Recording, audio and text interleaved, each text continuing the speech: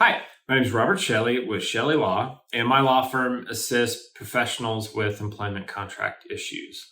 Today, I'm going to talk about how much it costs to fight a non-compete. So, this is a juicy topic with a lot of moving parts, but let's just kind of break it down part by part. So, first, if you've signed a non-compete, it's very likely you've signed an employment agreement or perhaps an independent contractor agreement.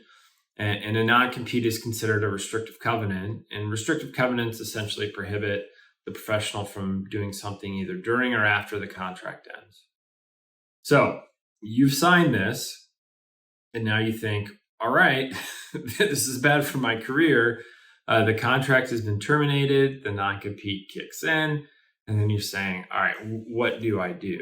Well, let's kind of break it down into what is considered an enforceable non-compete. So first, there are a handful of states where non-competes are completely unenforceable, meaning even if you sign one, it cannot be enforced.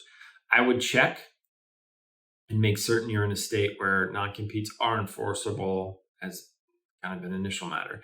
Second, any state where non-competes are enforceable are going to only enforce it if it's reasonable.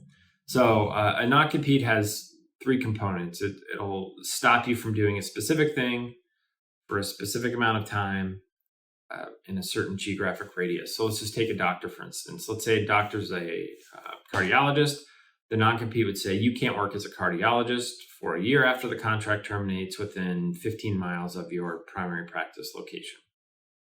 So let's say a doctor signs a non-compete that lasts 3 years and it's 100 miles from their primary practice location. Well, it's likely that would be, or it wouldn't be enforced because that is a completely unreasonable amount of time.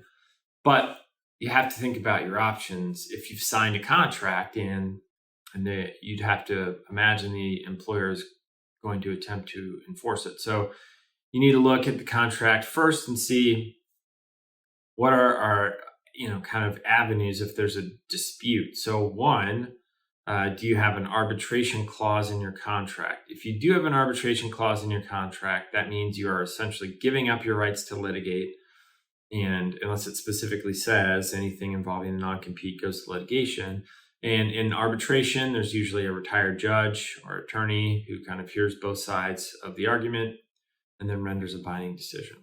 The cost associated with that would be paying the arbitrator to usually last about a day. And then you'll have to, assuming you're going to have an attorney yourself, then you'd have to pay your attorney's fees. And then perhaps if you lost, you'd have to pay the other side's attorney's fees as well, which could easily be thousands and thousands of dollars. Second, if you have to litigate, meaning in the contract, it states that any disputes will be filed usually within the county, wherever you're practicing is, with whatever kind of superior court is there. So in that instance, let's say you were being sued, you'd have to hire an attorney, you'd have to, pay them, and that's done on an hourly basis. And then if you lost, you'd have to pay the reasonable costs and attorney's fees of the other party as well. And that could be tens of thousands of dollars, maybe even more.